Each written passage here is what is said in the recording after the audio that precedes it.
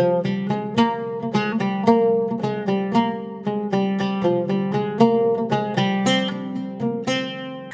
இன்றைக்கி நல்ல சாஃப்டான தட்டு இட்லி எப்படி செய்கிறதுன்னு தான் பார்க்க போகிறோம். இது ரொம்பவே டேஸ்டியாக இருக்கும். நார்மலாக நம்ம செய்கிற இட்லி வந்து 2 இட்லி சாப்பிட்ற இடத்துல இது ஒரு இட்லி சாப்பிட்டாலே போதும், வயிறு நல்லா ஃபில் ஆயிரும். ஸோ நல்ல பெரிய இட்லியாக இருக்கிறதுனால நல்ல ஃபில்லிங்காக இருக்கும். பார்க்குறதுக்கு வித்தியாசமாக இருக்கிறதுனால வீட்டில் இருக்க எல்லோரும் ரொம்ப என்ஜாய் பண்ணி சாப்பிடுவாங்க. ஸோ கண்டிப்பாக ட்ரை பண்ணி பாருங்கள். ஹாய் ஃப்ரெண்ட்ஸ், வணக்கம். என் பேர் Abhi. Welcome to Indian recipes Tamil. வீடியோக்குள்ளே போகிறதுக்கு முன்னாடி நம்ம சேனல் இந்தியன் ரெசிபீஸ் தமிழை சப்ஸ்கிரைப் பண்ணிக்கோங்க. கூடவே இருக்க பெல் சிம்பலையும் கிளிக் பண்ணிக்கோங்க.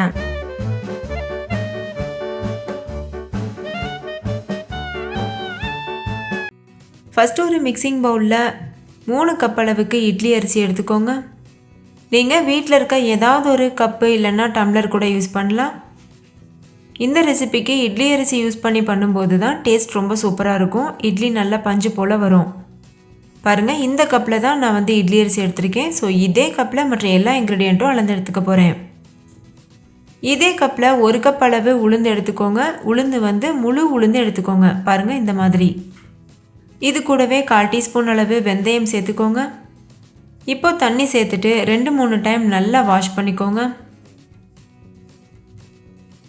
நல்லா வாஷ் பண்ணதுக்கப்புறமா தண்ணியை வடிச்சிட்டு இதில் தண்ணி ஊற்றிட்டு ஒரு 6 மணி நேரம் இதை ஊற வச்சுக்கோங்க.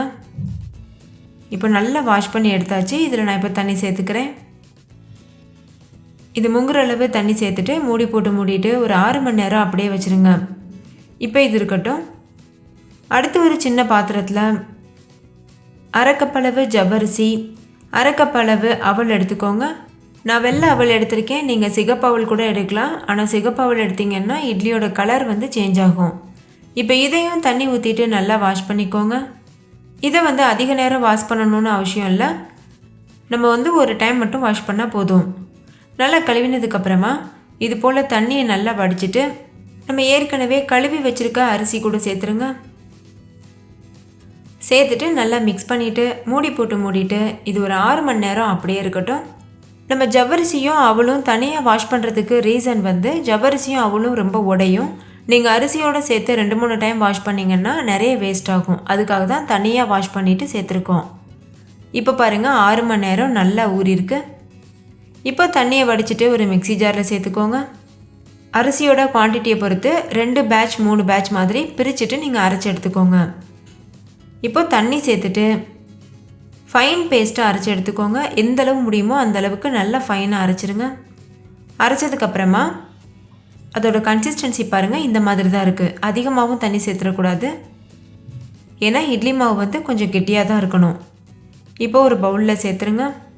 இதே மாதிரி மீதி இருக்க எல்லா அரிசியையும் அரைச்சிட்டு இந்த மாதிரி சேர்த்துருங்க. சேர்த்ததுக்கப்புறமா 1 டீஸ்பூன் அளவுக்கு உப்பு சேர்த்துட்டு நல்லா கலந்துக்கோங்க. உங்களுக்கு தேவையான அளவு நீங்கள் உப்பு சேர்த்துக்கலாம். மாவோட கன்சிஸ்டன்சி பார்த்திங்கல்ல எந்த அளவுக்கு கெட்டியாக இருக்குது. இது வந்து பெர்ஃபெக்டான கன்சிஸ்டன்சி. நம்ம இது மாதிரி கை வச்சு நல்லா மாவை மிக்ஸ் பண்ணும்போது மாவு நல்லா புளிச்சு வர்றதுக்கு ஹெல்ப்ஃபுல்லாக இருக்கும். நல்லா கலந்ததுக்கப்புறமா மூடி போட்டு மூடிட்டு ஓவர் நைட் அப்படி இல்லைன்னா 8 மணி நேரம் இதை அப்படியே வச்சுருங்க. இது நல்லா புளிக்கட்டும்.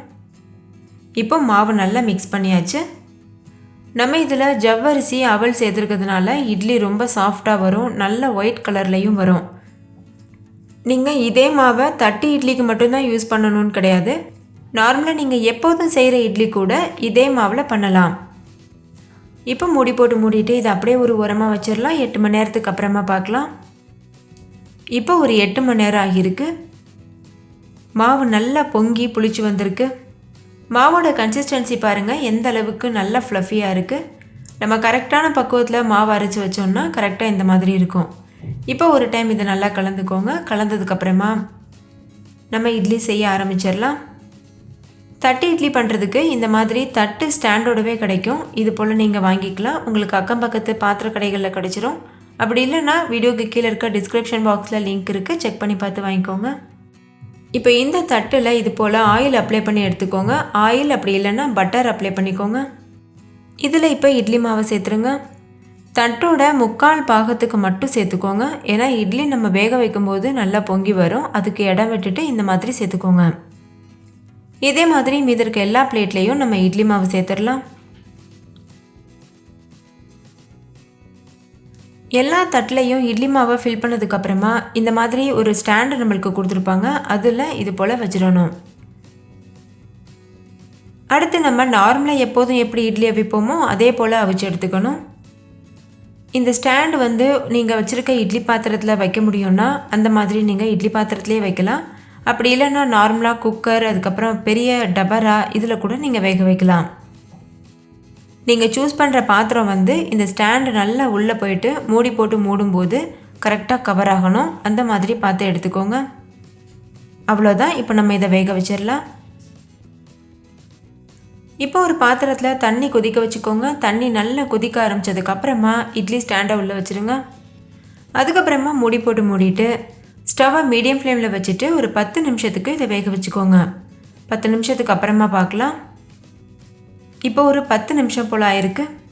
தட்டு இட்லி வந்து சூப்பராக தயாராக இருக்குது. இது கொஞ்சம் வெதுவெதுப்பாகட்டும். அதுக்கப்புறமா நம்ம வெளியில் எடுத்துகிட்டு டிமோல்ட் பண்ணிடலாம். ரொம்ப சூடாக இருக்கும் போது டிமோல்ட் பண்ணிங்கன்னா இட்லி உடையிறதுக்கு வாய்ப்பு இருக்குது. அதனால் கொஞ்சம் கை பொறுக்கிற சூடு வந்ததுக்கப்புறமா நீங்கள் வெளியில் எடுத்துருங்க. இதை டிமோல்ட் பண்ணுறதுக்கு நீங்கள் ஓரங்களை கத்தி வச்சு எடுத்து விட்டுட்டு அதுக்கப்புறமா வெளியில் எடுத்துடலாம். அப்படி இல்லைன்னா கை வச்சே கூட ஈஸியாக நம்ம டிமோல்ட் பண்ணலாம். நீங்களே பாருங்கள் எவ்வளோ சாஃப்டாக ஃப்ளஃபியாக இருக்குது. இந்த மாதிரி கை வச்சு லேசாக எடுத்துட்டு அதுக்கப்புறமா கவிழ்த்துனீங்கன்னா ஈஸியாக வெளியில் வந்துடும். அவ்வளோதான். நீங்களே பாருங்கள் எவ்வளோ சுலபமாக டிமோல்ட் ஆயிடுச்சு.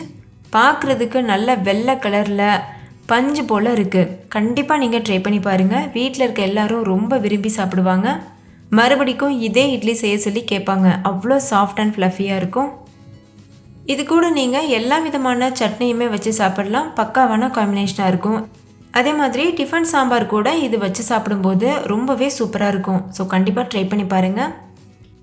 நம்ம சேனலில் ஏற்கனவே டிஃபன் சாம்பார், அதுக்கப்புறமா நிறைய வெரைட்டியான சட்னி ரெசிபீஸ்லாம் இருக்குது.